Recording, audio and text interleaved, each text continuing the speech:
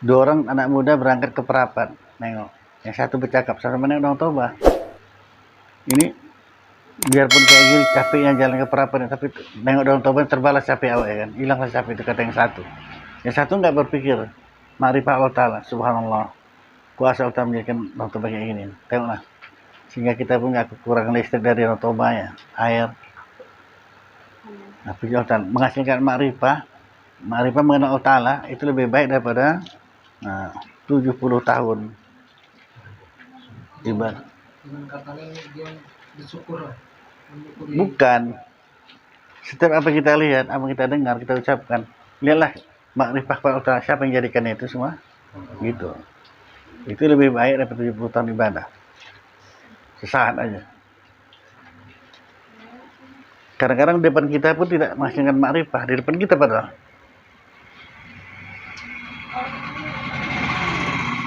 Melihat jari anak-anak bayi, jari tangannya, tahu indahnya dia.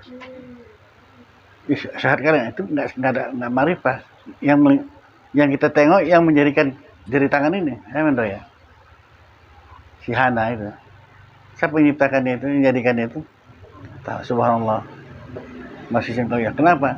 Seluruh dunia ini nggak ada satu bisa buat jari sebiji aja pun. Itu maksudnya. A'udzubillahi minasyaitonirrajim. Bismillahirrahmanirrahim.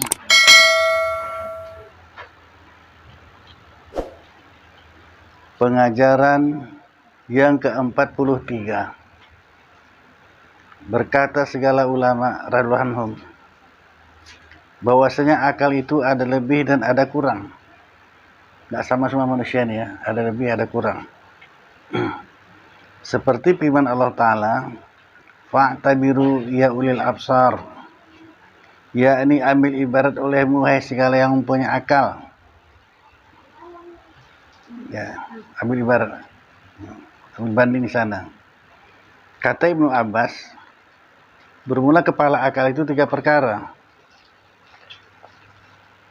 Pertama, memaafkan kesalahan manusia, suka memaafkan ya. Sifat kepujian itu ya. Kedua, merendahkan dirinya kepada orang yang kurang martabat daripadanya. Bukan yang kurang martabat, dia merendahkan diri kepada orang yang kurang. Nah, itu harus mereka. Kepala akal itu ya. Jadi merendahkan diri kepada orang kurang martabatnya maksudnya? Maksudnya jangan dihina orang yang kurang dari kita. Anak SMA nggak usah menghina anak SD. Martabat kan lebih tinggi kita anak SMA kan. Ini mungkin dalam kehidupan sehari-hari jangan. Nah, merendahkan diri sama orang itulah. Kenapa? Kalau dipahami betul-betul, karena ada kadang-kadang seorang bos bicara sama bawahannya, kemana otak kau? Didengkul otak kau katanya, kemana mata kau katanya. Yang bodoh siapa ini? Bosnya kan. Dia pun nggak tahu juga tuh. Kita dulu pun nggak tahu apa-apa kok. Jadi sekarang nggak usah membesarkan diri, malah merendahkan diri sama orang yang di bawah. Otomatis yang di bawah ini dia naik. Apa dia? Gitu kan. Udah saya pun gitu dulu kok, nggak tahu apa-apa kok. Gitu. Kan diangkat ya kan. Kau bodoh kali pun, jangan gitu kan. Nggak boleh. Ilmu tasawuf ini ilmu batin. Tidak melihat yang batin. Kenapa? Karena kita tertokoh aja dengan yang zahir ini. Banyak ketokoh aja ya. Tahu yang batin. Jadi kalau merendahkan di semua orang apa, udah lebih bahaya lagi tuh ya. Sama orang di bawah hawa. Ketika dahulu ia bicarakan, kemudian maka ia berkata. Bicarakan dulu. Itu kepala akal itu ya. Ngerti dia? Jadi artinya, nanti terangnya lagi nih, bahwasanya lidah orang berakal itu di hatinya. Lidah orang berakal itu di hatinya. Maksudnya apa? Kalau mau bercakap, pikirkan dulu.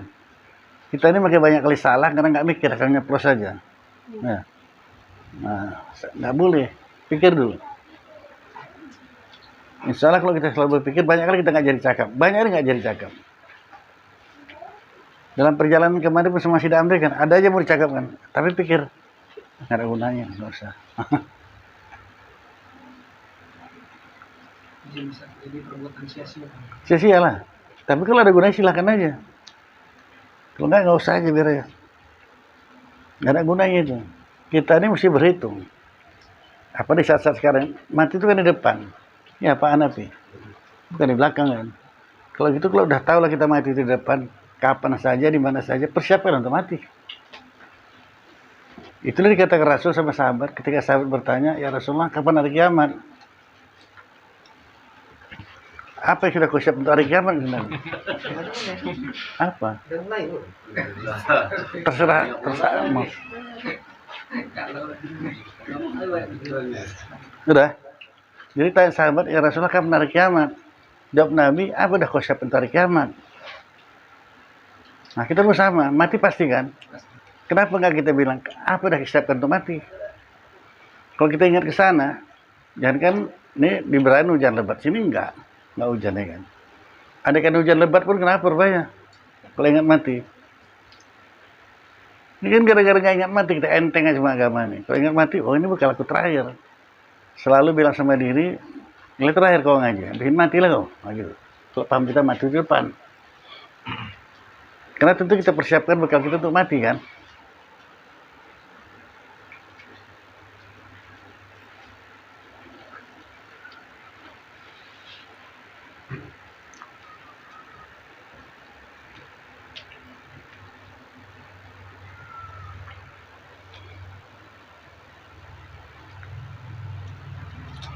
Siti Aisyah, mana mak kau nih?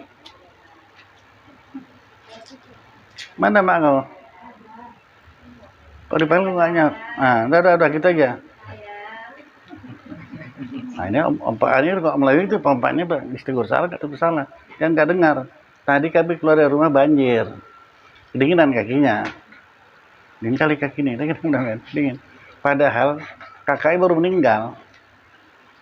Baru seminggu yang lalu lah kakak meninggal. Kuburannya jangankan semeter, setengah meter pun udah banjir, lumpur. Udah. Jadi tadi kena air dingin nggak seberapa.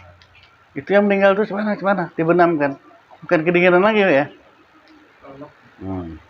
Kelelep segala macam. Tapi orang mati dah. Cerita alam gaib dah ceritanya. Nah, bekal kita persiapkan. Itulah yang dikatakan Nabi itu. Apa yang sudah kau siapkan dari kiamat? Mati ini yang sudah pasti di depan kita. Kapan saja, di mana saja. Apalah bekal kita bawa mati. Kalau kita teringat ke sana nggak berani ngaji ini, nggak berani. Tapi ini terakhir, kan itu kan. Itulah resep beramal dikatakan Nabi sama kita itu resep paling ampuh kalau saya bilang. Subuh, wah dingin, malas sekali bangkit. Mana mau mandi wajib lagi, mati kok habis ini bilang. Dan berdiri. Lihat subuh terakhir, kan nggak berani kan, bangun kan, bangun. Nah begitu terus ya. Asal beribadah, datang masa malas, bilang mati. Bangkit lah itu. Nah, resep paling ampuh dari Nabi. Udah sampai ke Nabi, jadi jangan salahkan Nabi lagi. Nah kita sekarang nggak mau kita dengar.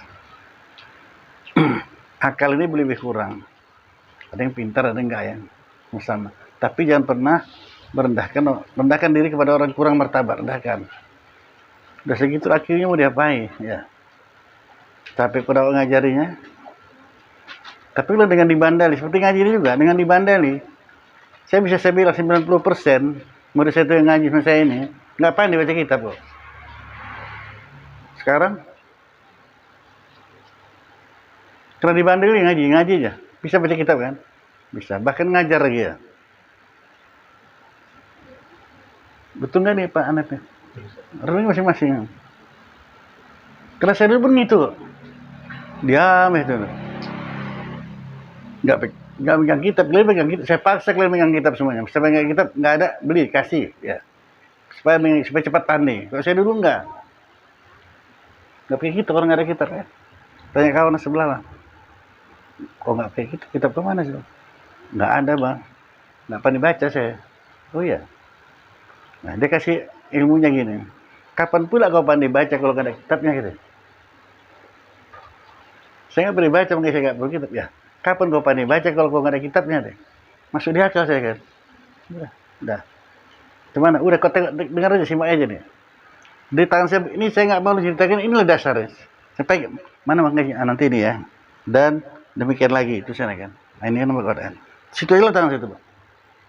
Nah, kita ngaji kita ya kata guru.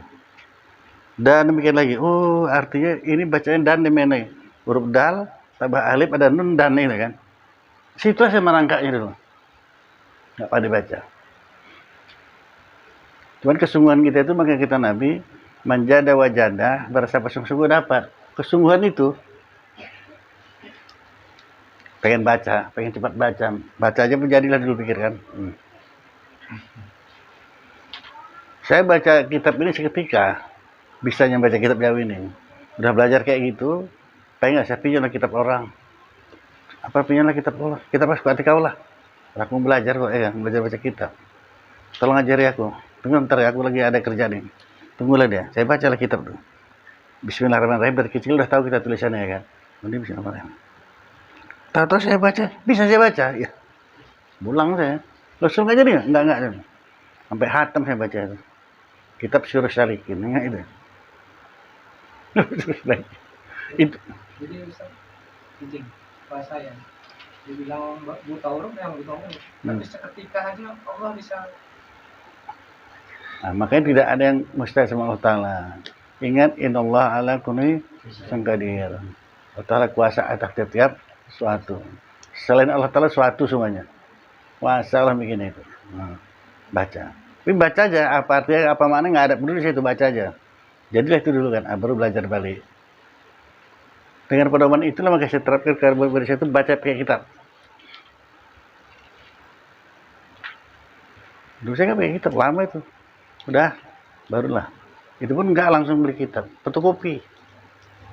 Saya pikir selembarnya fotokopi semuanya, fotokopi aja. Sampai tebal fotokopi, kita apa fotokopi. Tapi kesungguhan kita itu Bang Tanah betul ya, sama sungguh-sungguh dapat. Ini sama lah nih, yang sungguh-sungguh ngaji dapat. Kalau nggak dapat kok. Karena ada ngaji kapan sempat ada, kapan sempat. Daripada suntuk di rumah ada. Nah itulah dapatnya, nggak suntuk lah deh. Ngaji. Niatnya apa? Untuk diamalkan, diajarkan lillahi ta'ala. Ngajarkan siapa? Anak istri apa lah. Nah, gitu.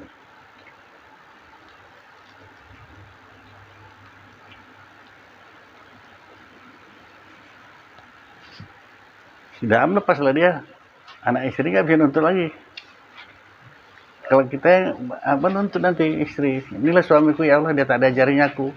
Kalau diajarinya maunya aku taat gitu. Timpakanlah kesalahanku sama dia. Itu nanti itu. Dunia ini baik-baik sayang. Nah sekarang nggak bisa lagi orang ini di rumah ini. Gurunya aku bawa kemari, kau belajar, kau salah kau lah, kau belajar kayak gitu. Nah, udah. Ada lagi ibu-ibu, makanya ada rahasia-rahasia agama ini yang terkadang nggak terpikirkan kita ya. Pak Ustadz, ada saya minta tolong apa bu? Nanti udah mulai ngaji, sejak guru saya luar biasa capek ngantuk kali saya nih gitu. Ibu mau ngaji apa mikir mau tidur? Ngaji nggak ngantuk bu. Niat mau ngaji kan? Ngaji lah saya. Tapi siap nggak ngantuk? Orang nyata kan? Niat tergantung dengan kita. Itu dikatakan Nabi itu innamal a'malu binniyat. Tidak kebilangan ibadah itu melainkan dengan niat. Apa niatnya? Mau ngaji? Ngajilah. Nggak akan mungkin ngantuk. Bahkan ngantuk berkali pun ngajilah. Nggak akan ngantuk. Itu kalau hukum apanya ya. Orang kita mau ngaji kok. Yang nyuruh ngaji Allah Ta'ala. Yang bikin ngantuk Allah Ta'ala. Cocok dingantukannya apa tidak? Tidak. Itu logika. Apa bahayanya? Nggak bahaya. Tapi berkisar di situ-situ aja kehidupan kita sehari-hari ini. Melanda semua orang. Tapi yang penting ngaji. Makanya saya bilang mesti ngaji. Nggak boleh perih ngaji ini. Kalau perih kenapa? Ya, tanya sendiri lah. Berapa orang nggak datang? Dah. Jadi keterangan ini ada yang nggak dapat. Yang sangat disayangkan pas malam ini rahmat untuk dia. Umpama ini. Kan kita nggak tahu nih. Ini bertasawuf. Nggak datang dia, lewat. Sampai tempat duduk dia yang dapat. Sampai sebegitunya ya. Itu pun kalau nggak paham tanya aja, diam aja.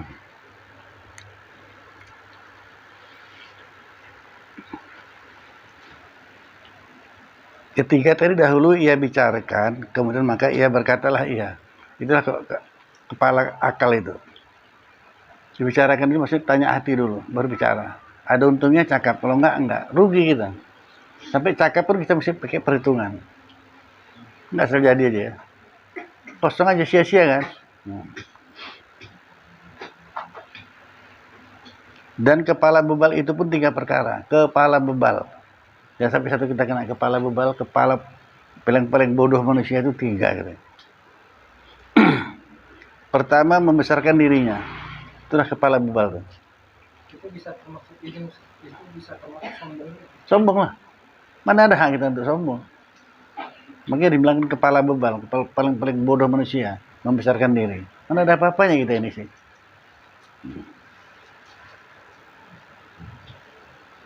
Kedua, banyak berkata-kata yang tiada membawa manfaat.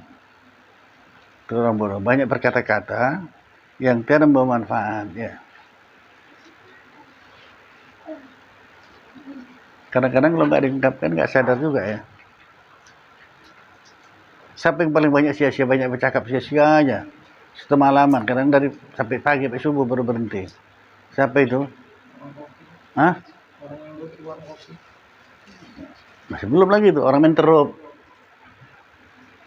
Ada cakap ada guna semua itu. Nyumpah serapah aja nggak ada, nggak sadar, mati kok karena main terup, main domino, pagi pun tahan. Sia-sia semua itu, dosa aja kan. Nah, kalau ada kita dulu terlibat sana, sifat lah. Atasi semua kesalahan itu dengan banyak-banyak membuat kebajikan. Jadi kata Rasul gitu, kalau kita merasa banyak dosa, banyak kesalahan, atasi cepat sekarang, jangan tunggu nanti. Nah, sekarang. Jadi izin Ustaz, nggak ada cerita terlambat gitu. Nggak ada. Makanya lo agak, Walaupun kita masa lalu iya. apa kalau di saat Itulah gunanya ngaji. Dengan ngaji datang rahmat tuh. Nah, kau ingat tuh balik ya. Ya. Dia lihat saya yang cakap, Eri. ya, Ustaz. Kalau saya cakap, tambah lama tambah muak kalau saya. Itu yang, makanya saya bilang tentang setan sama nafsu itu musuh kita dua. Musuh kita dua. Makanya kalau 2 lawan 1 kita pasti kalah. Kemudian kalau 2 lawan 2, datang ilmu itu. Yang bela. Pasti menang. Nggak pernah kalah itu. Kalau 2 lawan 2. Karena ini yang saya sampaikan udah mengganggu saya dulu itu. Ya si ini aja pun gajinya. Ternyata nggak apa-apa lah. Itu juga yang ngaji itu. Kata nafsu sama setan. Ya. Berilah. Makin lama makin muak aku nak urut itu pun ya kan. Setan punya kerja. Tapi diberi makanan nggak pun bilang muak. Pernah kalian dengar orang muak makan nasi?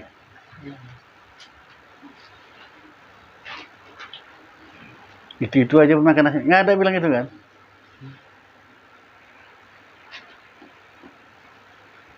Padahal apapun yang kita gaji nggak peduli mau kita Darus Samin, Sabilal, tasawuf, terserah lah. Allah ngasih ilmu terserah dari mana datangnya. Nggak ada urusan. Tapi saya pernah cerita sama kalian. Ini saya selalu ulang-ulang. Pertama untuk diri sendiri. Nah, kalau ini pun kalau dapat ilmu ini pegang kuat. Sampaikan kepada orang yang gelisah dengan nggak mengaji. Gelisah menghadapi kehidupan ini. Kata seorang anak muda. Nah, saya ulang-ulang aja memang nih. Untuk diri sendiri juga. Untuk kita. Sama-sama naik angkot kami. Menuju ke Belawan. Saling pandang. Kemudian dia berkata. Pak, saya kan Pak, andai kata tak dikasih makan sama Allah Ta'ala, saya syukur alhamdulillah Pak. Nah, saya yang terkejut. Karena nggak dapat saya dari guru itu. Andai kata Allah Ta'ala tidak ngasih saya makan, saya syukur alhamdulillah Pak. Iya. Kemana dia bersyukur ya? Gini Pak. Nah, tahu deh saya pun nggak paham ragu. Saya baru keluar dari penjara Pak. Oh, ketawa ya. Di penjara itu ruangannya kayak gini 70 orang. Itu masih dalam 70 orang. Udah bisa kita bayangkan, bisa terus telentang. Nggak bisa, merek. Bahkan sebagian berdiri. Gantian mau tidur. Itulah dalam penjara cerita. Sebegitu parahnya. Besok pagi bangun untuk ngelempangkan ini 15 menit kepala. Gini semua kepalanya. Mana pakai bantal ya. Besok pelan-pelan ya, sampai 15 menit baru bisa lempang. Itulah dalam penjara. Maka sampai dia berkata, andaikan saya tak dikasih Allah Ta'ala makan, saya bersyukur Pak. Kalau sudah dirasakan ya penjara luar biasanya ya. Macam mana kok 70 orang kayak gitu? Tidur mereng ini semuanya. Macam kumpul rebus. Udara macam enak nggak udara yang dihirup? Hah? Iya. Aroma badannya udah Lebih parah dari itu lagi, Ri. Yang 70 orang itu ada yang kentut apa enggak? ada. Nggak pernah berhenti lah ya kan. Itu yang dihirup tuh. Udah. Ada jendela satu kecil. Jendela monyet lah kalau kita bilang. Berebut tuh gantian nengok. Bukan nengok keluar enggak. Nengok ruangan satu lagi. Itulah hajabnya gitu. Nah sekarang saya gitu. Di atas angkot dua kali diangkut kan. Enaknya saya ngirup udara.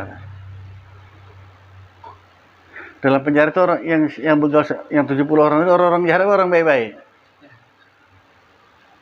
Sekarang nah, ke sana mandangnya. Jadi senantiasa dia bersyukur. Kalau orang bersyukur segini masuk neraka ke surga. Surga. Kita berani naik saksi.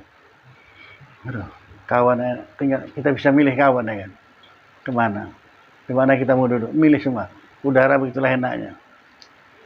Maka saya berani cakap, andaikan tak dikasih Allah kalau saya makan, saya bersyukur.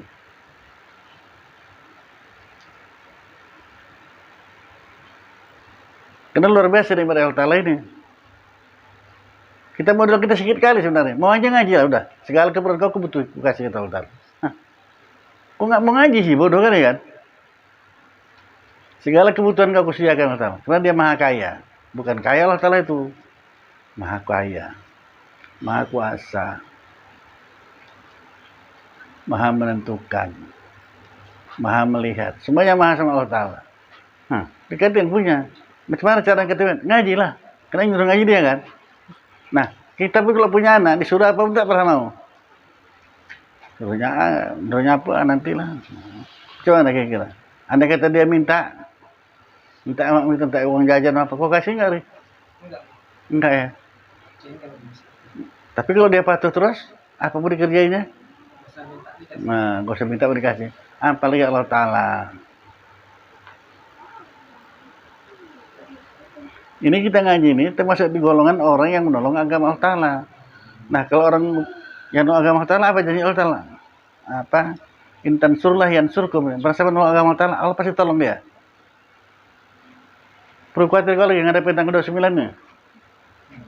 Enggak. Nah, itu. Pengen buat ya. Aku pasti tolong Allah Ta'ala. Ya.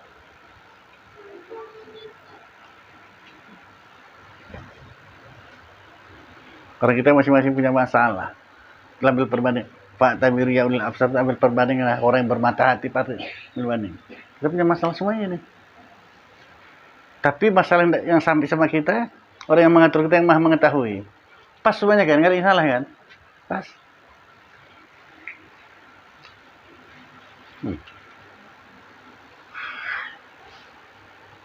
Mana ada yang salah? Orang dia maha mengetahui. Jangan protes lagi lah. Itu soy. Ya. Karena kalau kita tukar masing-masing, tukar naskah, kau enak kali lah kau. Sama-sama nggak bisa kita. Sama-sama nggak bisa.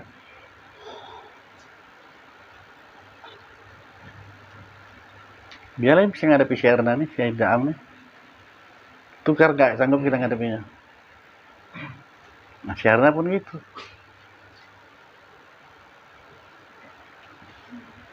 Kenang balik, ingat balik yang lalu tuh Sandra. Tengok alimnya Allah Ta'ala ngatur ya.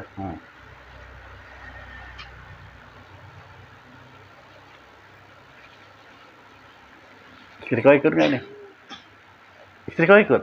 Udah nggak jadilah.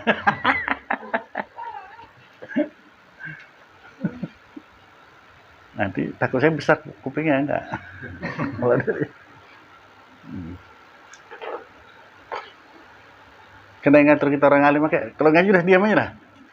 Lihat tuh.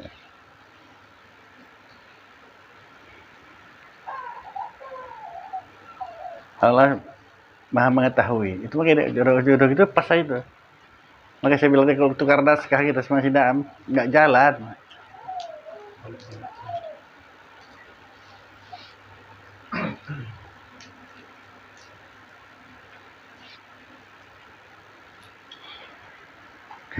Kalau nggak kasih bol nggak dia nih.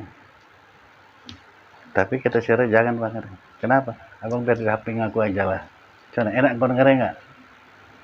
Nah, berapa harganya itu? Kalau awak, mana kau darah orang duit perlu duit ini sekarang ya kan? Tinggal kau di rumah.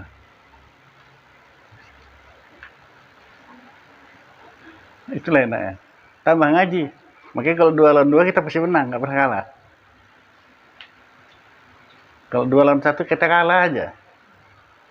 Setan. Nafsu 70 kali setan. Kalah aja lah kita. Kalau nggak ditambah jualannya cemana lagi. Kurang lah. Segini-gini aja lah. Berapa ini? Kan gitu ya.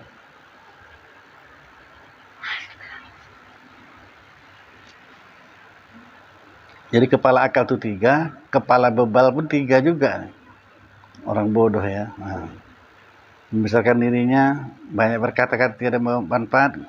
Ketiga, diaibkan akan segala manusia yang mengerjakan suatu pekerjaan, dan adalah ia pun mengerjakan dia juga. Itu bebal itu. Maksudnya dibuka aibnya. Di aib orang ya bodoh tuh di kata-katanya tentang apa ya share itu jualan itu. Padahal itu juga kalau ada mati lebih bisa aku gitu juga enak juga share itu ya. Nggak mau dia bilang itu. Nah, orang direndahkan, aib orang tengoknya. Lupa kepada aib sendiri.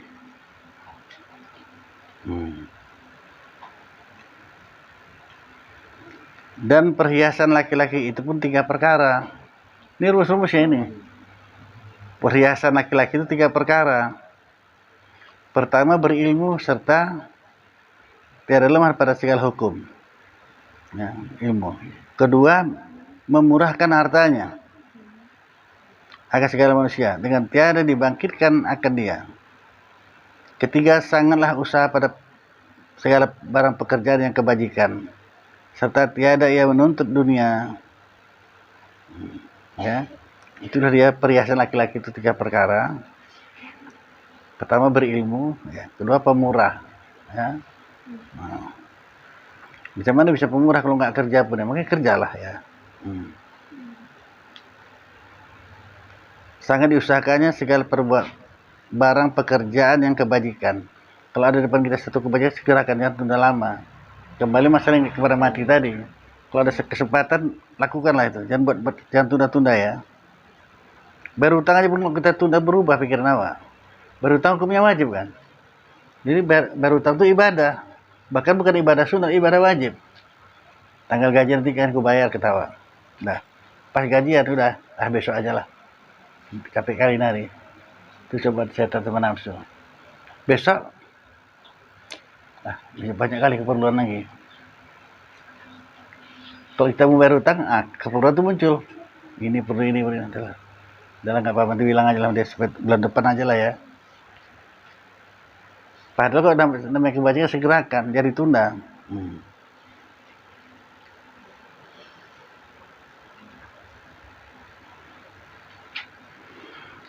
Bermula akal yang lebih utama itu orang yang mengenal ia akan martabat dirinya. Itulah dia ya. Bermula akal yang lebih utama itu, pikirkanlah, orang yang mengenal ia akan martabat dirinya. Kenapa sampai begini? Karena sekarang ini kita pun dah payah membedakan istri tukang batu sama istri camat ya. Sama aja, di undangan. Udah payah kita bedakan ya. Kalau dulu nggak mau dia memakai pakaian bukan pakaian dia. Sekarang nggak peduli. Ada orang miskin, kawan saya itu orang miskin.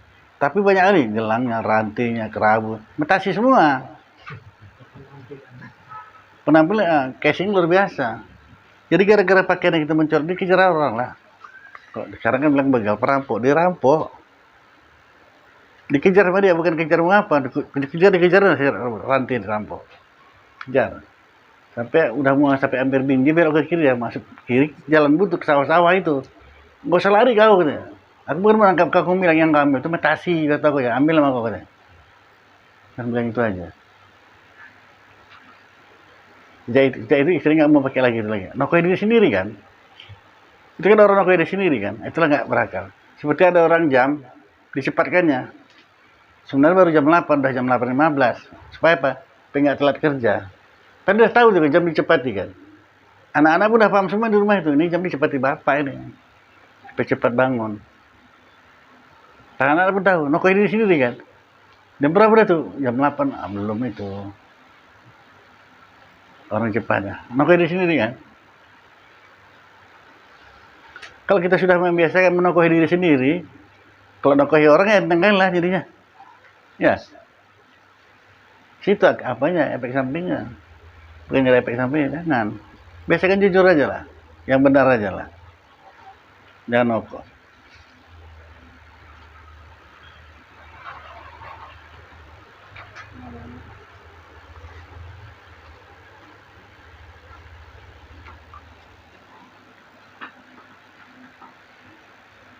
Bermula orang yang berakal itu, yaitu orang yang mengerjakan pekerjaan yang amarah serta ia tertawa-tawa. Orang berakal itu yaitu orang yang mengerjakan pekerjaan yang amarah, marah dikerjakannya, tapi dia serta tertawa-tawa. Kena marah ini masuk, itu setan masuk. Contohnya bagaimana? Nah, orang yang punya pekerjaan yang amarah, ya, marah dia, tapi serta dia tertawa-tawa. Ini anak udah piring taklah pecahkannya, kita udah marah ini, kita sapu juga, tapi dengan tertawa. Ini dia. Siapa punya kerja itu makanya perlu bertauhid. Kuncinya ujungnya tauhid, tidak melihat sesuatu dan menjadikan satu. Nggak boleh marah-marah, apa gunanya? Dipukul pun anak tadi, kalau gelas sudah pecah, bisa balik gelas tuh. Enggak. Oh, masuk ya. Maka setan itu yang paling benci kita ketawai.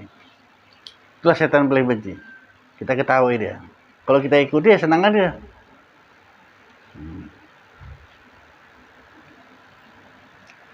Dan lagi orang yang berakal itu membalas ia akan orang yang berbuat jahat kepadanya seperti membalas ia akan orang yang berbuat kebajikan akan dia.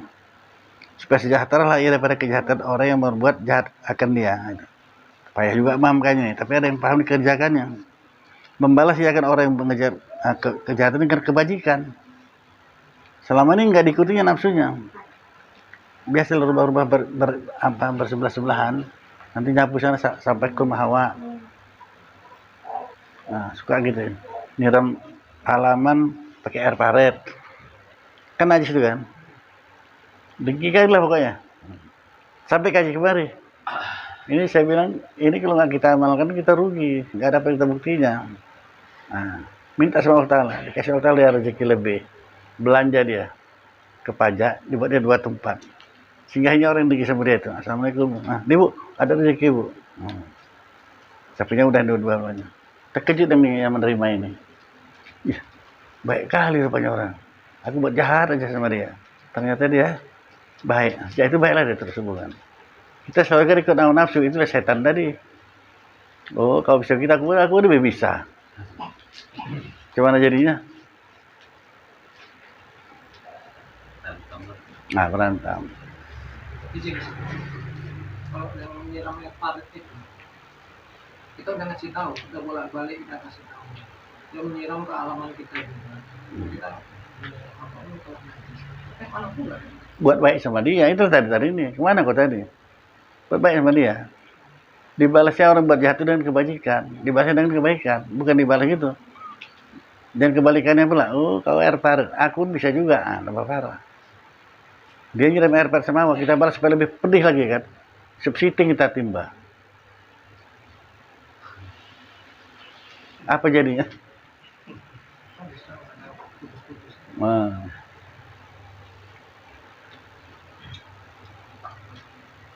Udah, itu mungkin kalau dimaki orang udah diam aja, jangan dibalas. Kok dibuat panjang ceritanya. Biar kebajikan aja.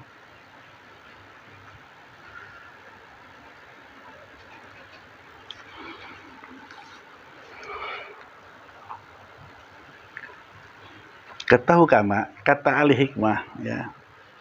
Hikmah ini ilmu yang paling tinggi inilah ilmu hikmah ini ya. Bahwasanya akal itu barang siapa melihatnya akan tempat kebijakan kakinya, maka dihantarkannya tempat itu di dahinya. Nah, seperti contoh kalau kita di masjid, sholat itu pindah-pindah dari sini, sini. Ada bekas sujud kita. Jadi saksi itu masjid itu nanti. Jadi kita sembahyang sunat, itu masjid sini. Nanti mau sembahyang sunat lagi pindah lagi. Sampai sembahyang berapa kali pindah di masjid itu. Banyak bekas kita situ. Nah, gitu.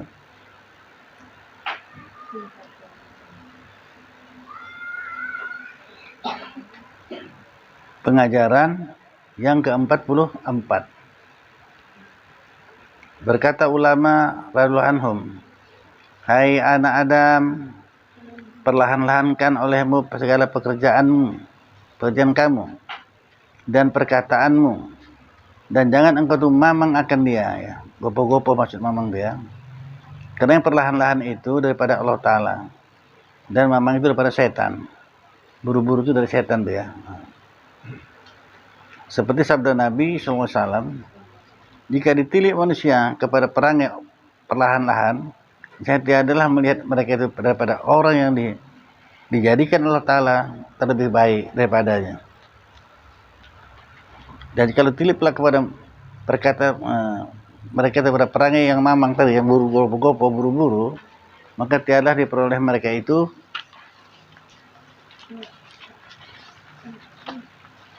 daripada makhluk yang terlebih keji daripadanya. Jangan buru-buru, jangan gopo-gopo. Itu pakai sholat kita itu jadikan itibar dalam kehidupan kita sehari-hari. Maka sholat itu kalau nggak ada tumaninah nggak sah sholatnya. Tumaninah dulu. Ruku tumaninah. I'tidal tumaninah. Berhenti sebentar berpikir. Nanti dapat kita jawabannya ya.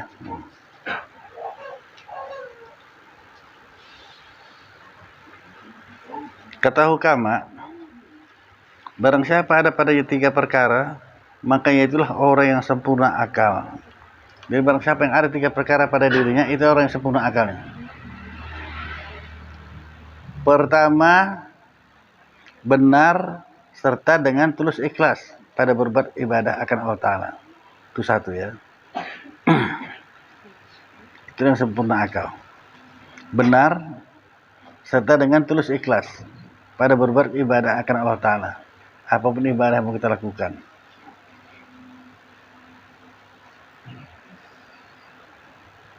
Kedua, berbuat kebajikan akan segala hamba Allah Ta'ala serta dengan baik hati akan mereka itu. Kalau berkebajikan pun dengan senang hati. Nah, gitu. Itu sempurna akal itu ya. Ketiga, sabar serta memberati dirinya pahala dan bala. Sabar supaya kita bisa sabar. Nah, berartilah diri kita dengan pahala orang yang sabar. Allah menjadikan surga itu untuk orang sabar kok. Dan bala. Nah. Kata hukama lagi, yang berakal itu bagi barang siapa yang takut akan tolannya, jika adalah ia sebenar sekali kasihnya sekalipun. Walaupun gitu. Seperti sabda Nabi SAW, azamu su'unzon. Ya, ini orang yang berakal itu ingat, dan orang yang ingat itu jahat sangka lah. Ya, ini apabila jahatlah sangka seorang akan sesuatu, maka dipeliharakannya lah dirinya daripadanya. Gitu.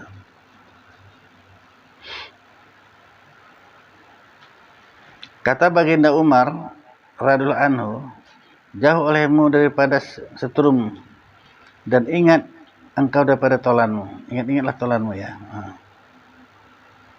Bermula manusia yang terlebih martabat pada Allah Ta'ala itu, yaitu manusia yang terlebih akal dan terlebih ilmu. Itulah yang paling tinggi, orang berakal, nggak sembarangan. Hai anak Adam, jauh olehmu akan dirimu daripada campurkan dirimu ya dengan segala manusia. Jauh olehmu akan dirimu daripada bercampur akan segala dirimu daripada manusia. Supaya tetaplah pikirmu. Maka yang melanjutkan pikir itu menunjukkan jalan kepada surga. Bahwa pikir itu yaitu perintah hati pada menghasilkan barang yang suatu. Maka selalu banyak berpikir. Ya asal jadi aja. Maka kita mesti wakninah pikir dulu. Jangan sembarangan.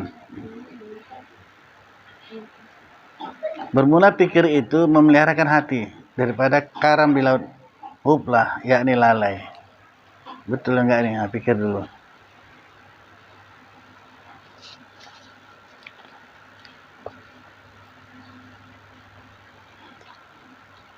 Pengajaran yang ke-45. Berkata ulama radhiyallahu anhum, hai anak Adam, lazimkan olehmu akan dirimu diam. Sudah ada perintah dari Nabi ini ya.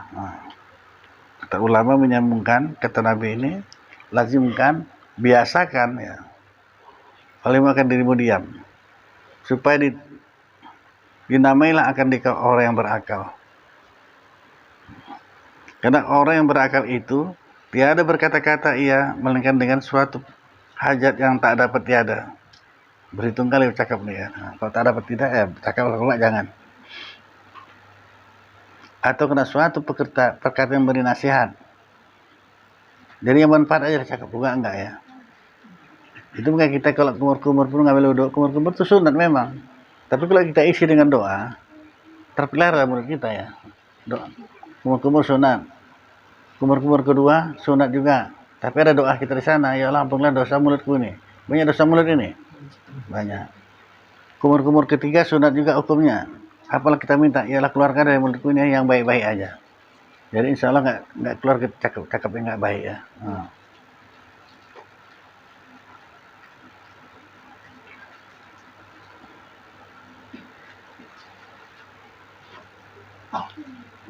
Dan tiada ia pikir melainkan pada apiah dunia dan akhirat.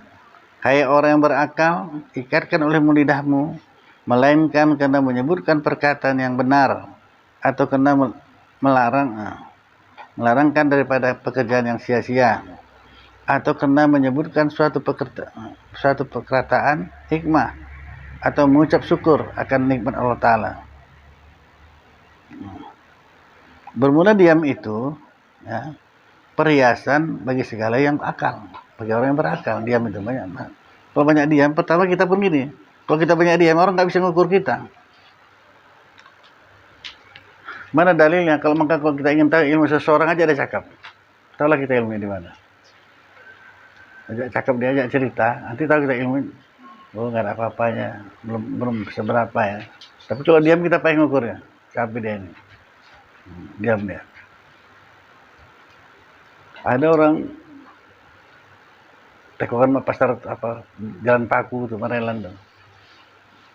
Dia lebih muda, jauh di bawah saya lebih muda. Tapi orang mukanya tua kali ya. Jenggot putih panjang. Pakai serban, pakai jubah. Nggak banyak cakap dia. Ngeri kalau nggak cakap sama dia pun ya. Jadi kayak cakap. Kalau cakap, taruh lagi tuh. Lazim kan diam, biasa kan diam. Udah ini. Kalau dulu kalau banyak cakap, sekarang nggak banyak diam aja. Sekarang ibu orang banyak takut dah ya. Masjid apa itu? Masjid Mutakin ya.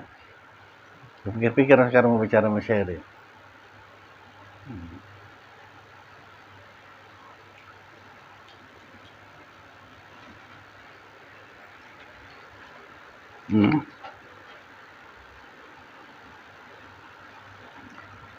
Itu bermula diam itu perhiasan bagi orang yang berakal, yang berakal maksudnya, dan menutupi bagi segala bebal, bagi segala yang bebal. Tapi kalau kita ingin tahu ilmu seseorang aja ada cakap, tahulah kita ya.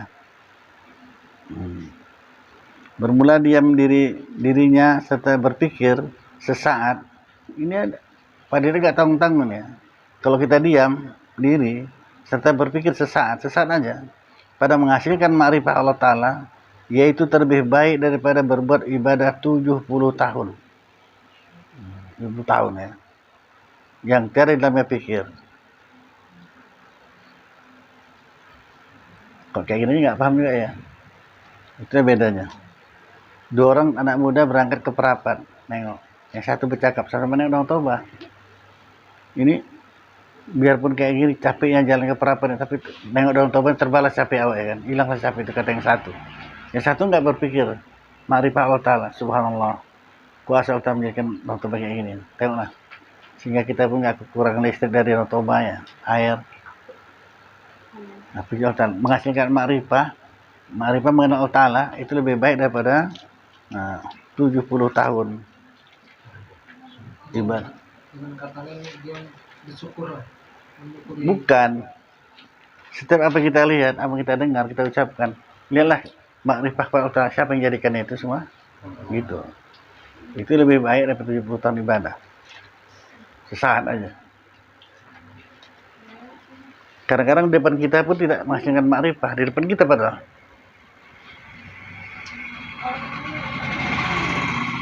Melihat jari anak-anak bayi, jari tangannya, tahu indahnya dia. Saat kalian itu nggak marifah. Yang kita tengok yang menjadikan jari tangan ini, ya. Si Hana itu. Siapa yang menciptakannya itu, yang menjadikannya itu? Tahu, subhanallah. Masih sengkau ya. Kenapa? Seluruh dunia ini nggak ada satu bisa buat jari sebiji aja pun. Itu masih ada marifah Allah yang menjadikan Allah Ta'ala. Begitu yang lainnya semua. Kalau bisa hadir diri kita, inilah sampai kepada tauhidul af'al namanya. Tauhidul af'al, senantiasa melihat pekerjaan Allah Ta'ala. Kalau marifahnya penting itu.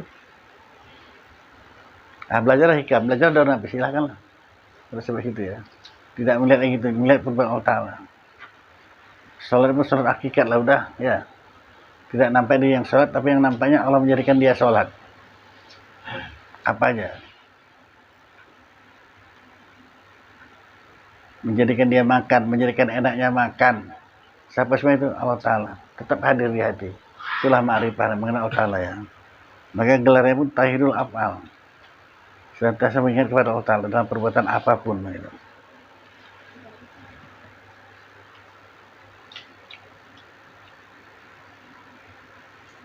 Jadi kalau orang diam ini pun menutup bagi segala yang bebal. Bermula diam dirinya serta berpikir sesat pada menghasilkan ma'rifah Allah itu, yaitu terlebih baik daripada berbuat ibadah 70 tahun yang tiada di dalamnya pikir. Nah, seperti sabda Nabi SAW, man sama itu naja. Barang siapa diam, ia daripada berkata-kata yang sia-sia, misalnya lepaslah ia daripada kejahatan lidahnya. Selamatlah daripada kejahatan lidah kita. Karena dari lidah kita ini lidah. Kalau masih dalam dada kita belum kita keluarkan, masih akhir diri kita. Tapi kalau udah kita cakapkan orang lain kan, orang banyak yang punya. Aku dengar kok si Anu bilang itu bahayanya ya. Banyak diam lah.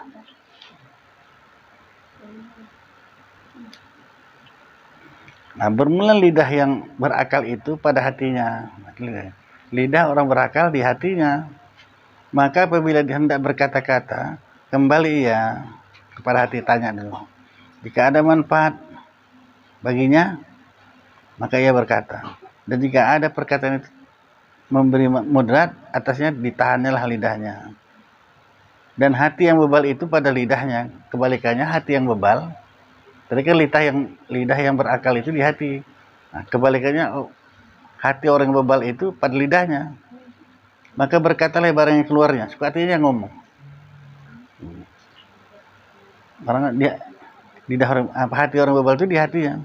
Maka dikasih Allah Ta'ala bagi barang siapa yang berkata kebajikan, dan kalau tiada berkata ya kebajikan, maka diamlah ia. Serta sabda Nabi SAW, asam tu hikmatul wakalilu ma'alahu. Bermula diam itu membesarkan ilmu hikmah, dan sedikitlah orang yang mengerjakan dia. Dia banyak diam. Ada ilmu hikmah. Nah, bermula yang dalam. A'udzubillahi minasyaitonirrajim. Bismillahirrahmanirrahim. Alhamdulillah rabbil alamin. Wassalatu wassalamu ala asrafil anbiya'i wal mursalin sayyidina Muhammadin wa ala alihi wa sahbihi ajma'in. Ya arhamar rahimin, ya arhamar rahimin, ya arhamar rahimin. Allahumma razuqna ilma wa razuqna fahma. Allahumma razuqna ilma wa razuqna fahma. Allahumma fir lana dzunubana ولوالدينا وارحمهما كما ربيانا صغيرا اللهم اغفر للمسلمين والمسلمات والمؤمنين والمؤمنات الأحياء والأموات برحمتك يا أرحم الراحمين اللهم أعنا على ذكرك وشكرك وحسن عبادتك ربنا آتنا في الدنيا حسنة وفي الآخرة حسنة وقنا عذاب النار وصلى الله سيدنا محمد وعلى آله وصحبه أجمعين سبحان ربك رب العزة عما يصفون وسلام على المرسلين والحمد لله اللهم صل على